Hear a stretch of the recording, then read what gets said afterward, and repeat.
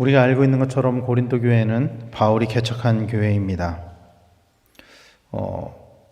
교회를 개척했다 하면 그 교회에서 계속 목회를 한다는 것을 뜻하는 거죠.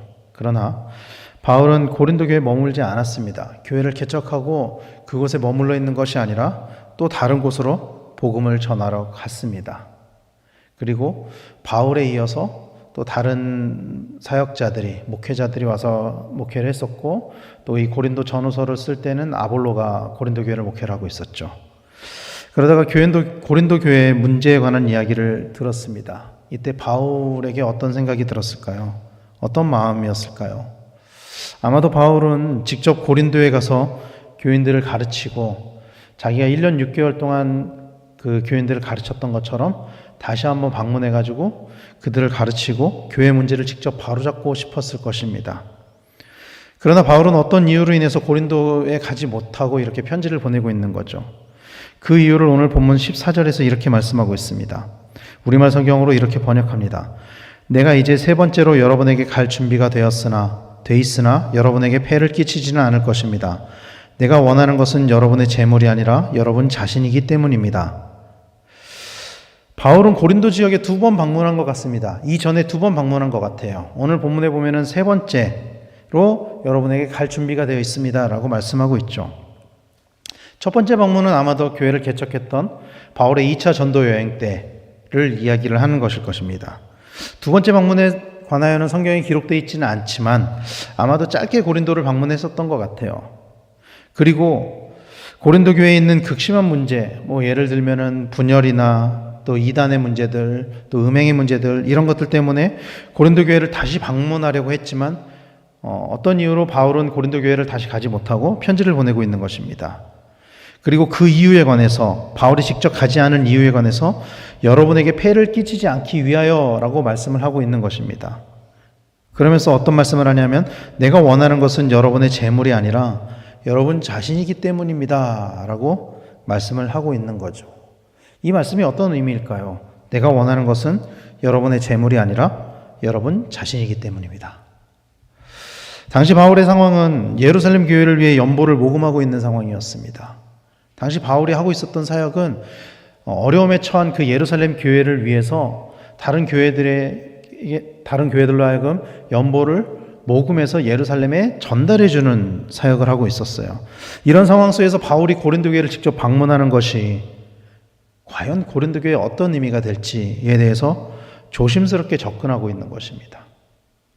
마치 바울이 더 많은 연보를 모금하기 위해서 교회를 직접 방문하려고 하는 것처럼 보일까봐 이런 것들에 대한 염려가 있었던 것 같아요.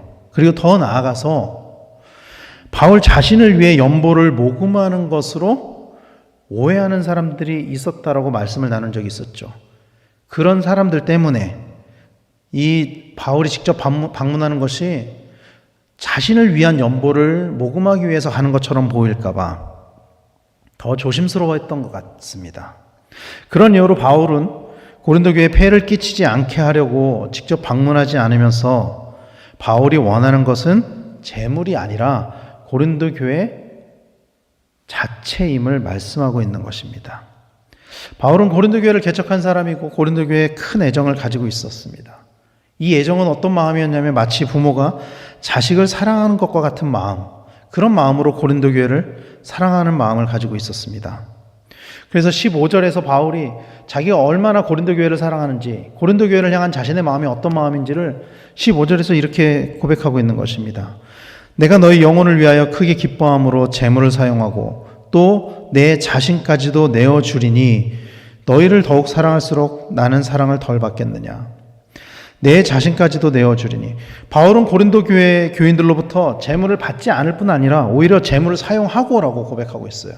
그리고 자신의 모든 것을 포기하고 희생할 준비가 되어 있었습니다. 이것이 고린도 교회를 향한 바울의 사랑이었어요.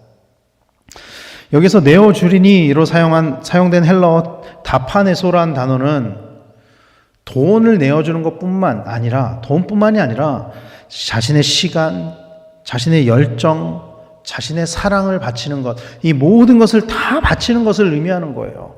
고린도 교회를 향해서 바울이 내줄 수 있는 것은 자기 가지고 있는 그 모든 것이었어요. 그만큼 고린도 교회를 사랑했다라는 거예요. 바울은 자신의 복음으로 예수님을 믿게 된 그 고린도 교회 성도들을 자신의 자식과 같이 여겼습니다. 그래서 자신의 물질과 열정, 사랑을 모두 다 내어줄 수 있다. 마치 부모가 자기의 자녀를 위해서 모든 것을 다 내어줄 수 있는 것처럼 그런 마음으로 고린도 교회를 사랑한다라고 말씀하고 있는 거예요. 이런 바울이야말로 고린도 교회를 가장 사랑하는 사람이라고 할 수 있겠죠. 자기의 모든 것을 다 내어줄 수 있는 사람. 그러나 고린도 교회에는 그런 바울을 음해하는 사람들이 있었습니다. 16절 17절 말씀에 보면 하여간 어떤 이의 말이 내가 너희에게 짐을 지우지는 아니하였을지라도 교활한 자가 되어 너희를 속임수로 취하였다 하니 내가 너희에게 보낸 자 중에 누구로 너희의 이득을 취하더냐. 바울은 순수하게 고린도 교회 복음을 전했음에도 불구하고 아마도 고린도 교회 안에 바울의 영향력이 커지는 것을 우려했던 사람들이 있는 것 같습니다. 또 잘못된 가르침으로 인해서 바울을 경계하는 사람들, 그러니까 잘못된 사상을 가르치기 위해서 바울을 음해했던 사람들이 있었던 것 같아요. 그래서 이렇게 말씀하는 거잖아요. 교활한 자가 되어 너희를 속임수로 취하였다. 바울에 관해서 이렇게 말한 사람이 있다라는 거예요. 바울이 고린도 교회를 그렇게 사랑함에도 불구하고 사랑했음에도 불구하고 그 교회 안에 바울을 향해서 이렇게 말한 사람이 있었다는 거예요. 저라면은 제가 만약에 개척하고 떠나간 교회에서 나에 대해서 저 사람, 저 목사는 교활한 자가 돼서 너희들을 속인 거야.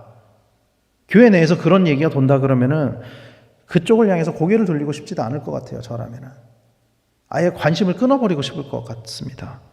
그러나 바울은 그런 모든 굴욕을 감수하고라도 고린도 교회가 돌이키기를 원했습니다.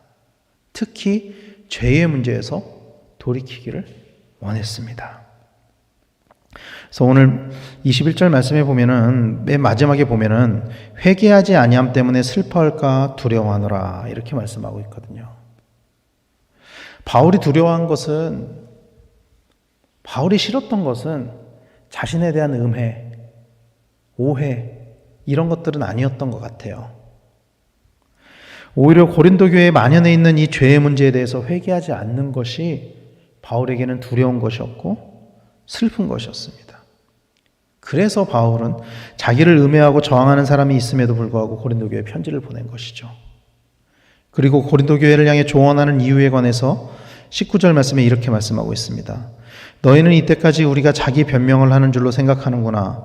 우리는 그리스도 안에서 하나님 앞에 말하노라. 사랑하는 자들아, 이 모든 것은 너희의 덕을 세우기 위함이니라.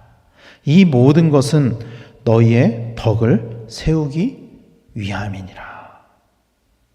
덕을 세우려 한다라는 말은 그들이 믿음 안에서 뿌리를 내리고 날마다 영적으로 성장하도록 내가 도왔다 이런 뜻입니다.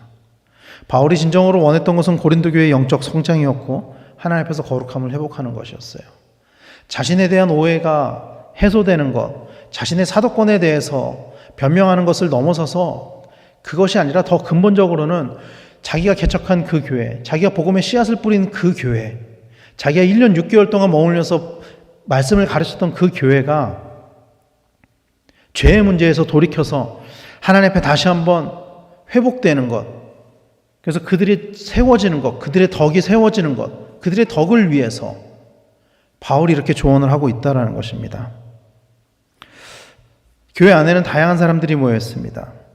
그렇다 보니까 서로 성향이 맞지 않는다거나 어떤 상황들에 대한 태도 때문에 교인들 가운데 다툼이 있을 때가 있습니다.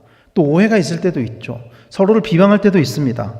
어떤 사안에 관해서는 의견이 나누어질 때도 있습니다. 그런데 사실 그런 사람들의 각각 이야기를 들어보면은 다 교회를 위한 마음에서 그 이야기가 나올 때가 있어요.